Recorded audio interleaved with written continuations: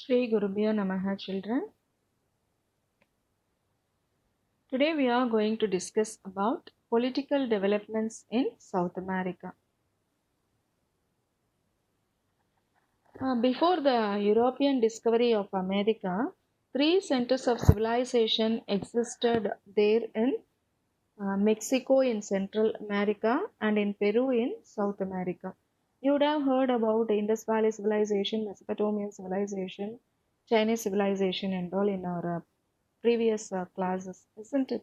And in the same way, the Maya, the Inca, and the Aztec, these are all the civilizations and they were very highly advanced. Apart from this, there were several states in each of these areas of civilization, and well organized and strong governments existed in these states. So, around the 11th century, large cities they formed into a league and it was called as a Mayapan, that is center of Maya civilization, where many Native Americans and American Indians were living. And for over 100 years, the League of Mayapan lasted. Though Mayapan was destroyed towards the close of the 12th century, other cities continued. Aztecs, they were from Mexico and they conquered the Maya country in the 14th century and founded their capital in the city called Tenochtitlan.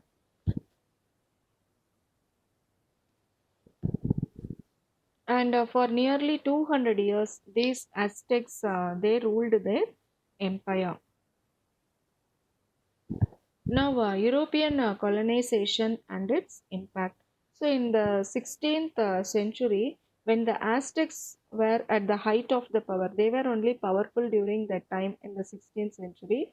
The whole empire collapsed by a Spanish, by some adventurers, and those adventurers were led by a Spaniard, and his name was Hernan Cortes, Cortes, and after that Mexico civilization totally it was collapsed. So with it the great city of Tenochtitlan it was perished, and this was considered as one of the world's worst genocides. And the other famous emperor was also a Spaniard, and his name was Francisco Pizarro, who led the conquest of the Incan Empire. So in this picture, you can see Francisco Pizarro. He only conquered the Incan Empire. So later, the Spaniards made Peru as also a part of their dominion. And by the 18th century, a demand for political freedom, administrative autonomy, and economic self determination. These were the three things articulated throughout the Latin America. So, the Latin Americans they became very aware, they were aware of these three things, that is, political freedom, administrative autonomy, they want to administer themselves, and also economic self determinations. These three things became very important among the Latin Americans. So in this map you can see the regions that belong to Latin America, and there were severe conflicts between Haitian slaves. Haitian is the group of people those who were treated as slaves, and colonists and the armies of the British and the French colonists. Often there were a lot of conflicts. So these struggles were led by Toussaint Overture. His name was Toussaint Overture, and in his period was from between 1791 to 1804, and it ended in the Haitian people independence from the colonial control of France. So as a result of this, this Haitian slaves they got independence from the France, and Haiti thus became the first Caribbean country to throw off slavery, and also they were freed from the French control.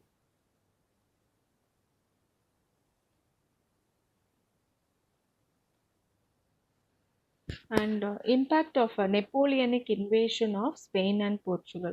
The American and French revolutions they provided it inspired lot of Latin Americans, and it provided inspiration to the Latin Americans, and the Napoleonic invasion of Spain and Portugal in 1808. And this also quickened the process of struggle in South America.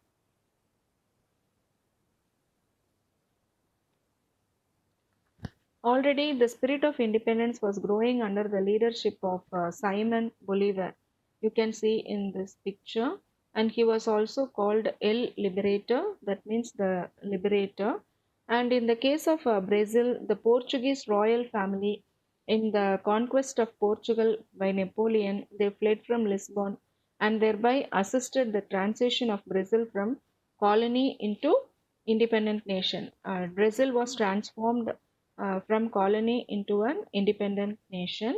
Pedro won, and you can see in this picture, Pedro won, and he renounced the claim to the Portuguese throne and declared independence to Brazil. Now, MUNROE doctrine. The fight for independence intensified. It became very serious when Napoleon fell in 1815, and some of the European kings, they wanted to help the king of Spain because they want to crush the revolutions in the South American colonies. But Monroe, and he was the president of the USA, and he came up with his famous Monroe Doctrine, and it has provisions that if any Europeans interfere anywhere in America, whether it may be in the north or it may be in the south, definitely it would amount to wage war against the United States. So, this was the provision which was planned by the president of USA, and it was called as the famous Monroe Doctrine. And according to that, this threat frightened the European powers. So in 1830, the whole of South America was free from European domination. So thus the US protected the South American republics from European colonies. So, but there was no one to protect them from the protector itself, that is the US. Now, disunity among Latin American nationalists. So, Latin American nationalists fought not only Spain and Portugal, but also they fought with each other. So, in 1821, Central America they seceded from Mexico, and later Central America itself split into five republics. That was Costa Rica, El Salvador, Guatemala, Honduras, and Nicaragua. Uruguay, it split from Brazil in 1828. In 1830, Venezuela and Ecuador, and it seceded from Gran Colombia, the republic created by Bolivar.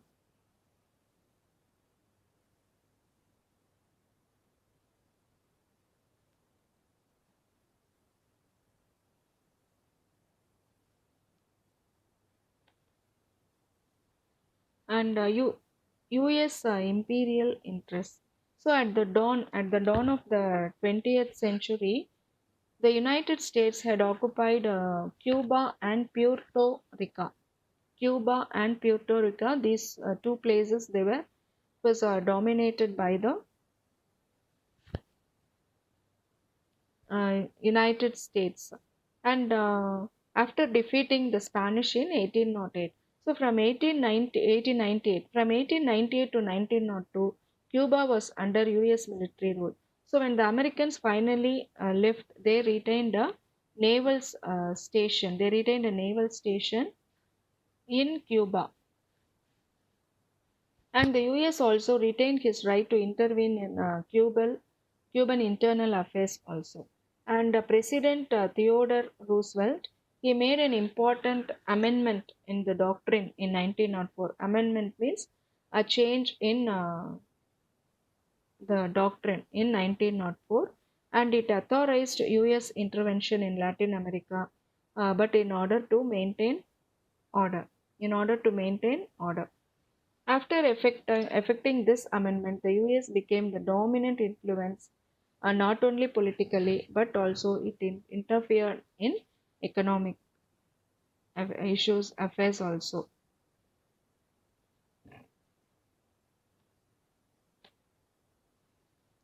Now, Great Depression in South America. In our previous chapters, we were discussing the situation of various countries during the Great Depression. Great Depression was worst economic depression, and most of the countries throughout the world were affecting very much because of this Great Depression. So, the situation created by the Great Depression made it impossible for the oligarchic regimes to accommodate the rising expectation of several assertive groups. So many people they started to rise. They had lot of expectations. So, but these ruling people they couldn't afford the requirements. So in Mexico, there was violent social protest involving this dissatisfied segments of the oligarchy and middle class people and peasant communities. So elsewhere, electoral reform enabled the newer social groups to obtain political power through the ballot box. So Latin America, it protested American intervention and it disliked their dollar imperialism. And the opposition to political intervention it made a lot of changes in the US policy after 1933. So Franklin Roosevelt in his good neighbor policy, and according to that he agreed that US would not intervene in the internal affairs of any state, but it would give economic and technical assistance to Latin America. And this dollar imperialism, no, it is an important definition. Dollar imperialism is nothing but it is used to describe the policy of the USA in maintaining and dominating over distant lands through some economic aids. Okay, children, thank you.